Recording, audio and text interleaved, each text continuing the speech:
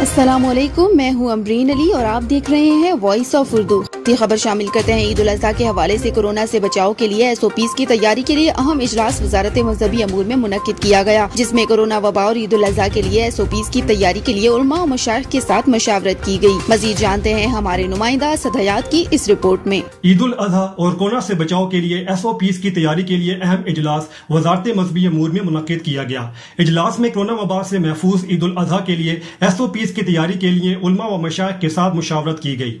वफाकी वजीर मजहबी अमूर के ज़ेर सदारत इजलास में वज़ीर दाखिला एजाज शाह, मुशीर सेहत डॉक्टर जफर मिर्जा और सूबाई हुकूमती अरकान ने शिरकत की। इजलास में मुल्क भर में मवेशी मंडियों और ईद उल अज़हा के इज्तिमात को महफूज बनाने के हवाले से लाहे अमल पर तफसीली मुशावरत की गई।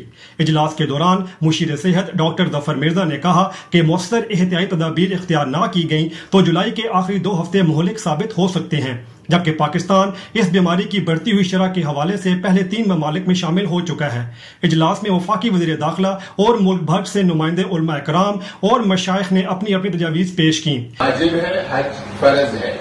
1,07,000 एप्लीकेशन उनके पैसे जमा हो चुके हैं। हर रोज पूछते हैं, मैसेजेस आते हैं, टेलीफोन कॉलें आती है।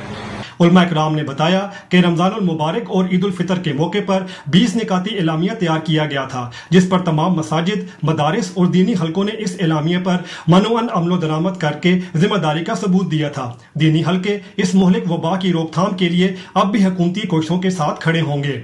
उनका मजीद कहना था कि सूबों और गिलगित बल्तिस्तान, आजाद कश्मीर से आने वाली तजावीज़ की रोशनी में मुशावरत के साथ कौमी लाया अमल तय किया जाएगा।